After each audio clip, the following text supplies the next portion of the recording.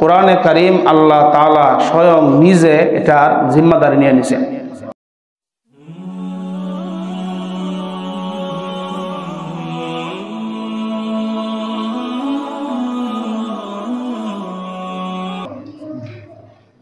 এই জন্যে যদি দুনিয়া থেকে সমস্ত বেঈমানরা মিলিয়া দুনিয়ার সমস্ত কোরআনগুলা জ্বালায়া দেয়, পোড়ায়া দেয়, এই যে কোরআনগুলো আছে লাইব্রেরিতে কোরআন আছে, এই কোরআনগুলো যদি জ্বালায়া দেয়, পোড়ায়া দেয়, তারপরেও কোরআন দুনিয়া থেকে তারা শেষ করতে পারবে না।